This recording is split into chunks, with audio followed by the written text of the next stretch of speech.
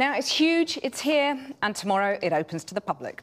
The Shard is the tallest building in Europe. But like the Vista, which stretches 44 miles across London, its owners, a consortium of Qataris, have had to take the long view over the project. Our business correspondent Sarah Smith reports. It's just enormous, dominating the London skyline night and day. But what's it for? London doesn't need more office space. No commercial tenants have signed up to rent offices with these amazing views, and none of the private apartments have sold. The tallest building in Western Europe is a statement, but what's it saying? Not that Britain is booming, it's really telling you that the Qataris have arrived. The view from the 69th floor is undeniably impressive, and that's kind of the point about this building. It's here to visibly demonstrate the rise and growing influence of the people who own it, the Qatari Investment Authority. And from here, you can see how much of the rest of the capital they already own. To the east, you look down on Canary Wharf, much of which belongs to Qatar, and the Olympic Village, taken over by Qatar after the Games. They also own a fifth of Heathrow Airport, a large part of the London Stock Exchange, and a good chunk of Camden Market.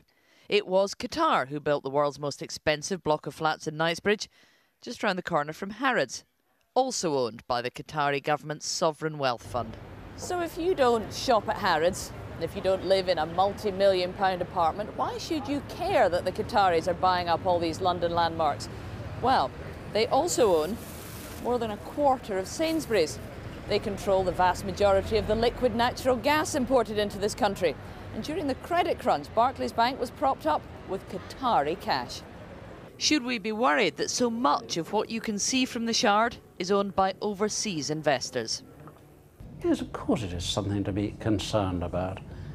Being ruled from overseas is historically a recipe for being eventually suppressed and trodden on. There's not much evidence of it happening yet, but of course it's something to be concerned about.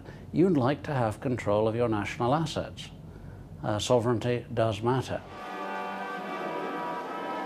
The all-powerful Emir of Qatar, Sheikh Hamad bin Khalifa Al Thani, is welcomed at the best addresses in Britain. The Queen honoured him and his glamorous wife with an intimate visit to Windsor Castle, a treat reserved only for very special guests.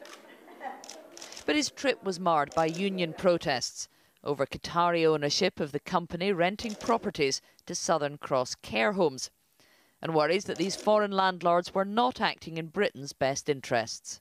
We should be very much welcoming inward investment, particularly during tough economic times, but with that inward investment must come a whole series of responsibilities for those investing, whether it's Qatar or other countries. After buying Harrods, Qatari royals were shocked to discover the deal didn't include parking spaces for their supercars. As the Emir buys up London, he's also buying friends and influence. The Prime Minister sees him as both a valued investor and a trusted Middle Eastern ally. Qatar is trying to make itself an important ally of the UK and of other Western powers. That comes particularly through its supplies of energy here, but they're also looking beyond energy and looking at how they can be seen as useful allies and responsible global citizens in the longer term. They want to be at the table with the big heavyweight players in world diplomacy. Qatar's great wealth comes mostly from underground natural gas. They're spending billions building themselves a shiny new superstate in the desert, and they've got big political ambitions to match. This teeny country is the wealthiest in the world. Its tiny army has never fought a war. They've always tried to stay friends with the neighbours. But now they're actively supporting the Arab Spring, financing the new Egyptian government, and believed to be arming rebel forces in Syria. This is Al Jazeera. While Al Jazeera television, funded by the unelected Royal Emir, spreads the message around the world. Al Jazeera may also be the first corporate tenants to move into the Shard.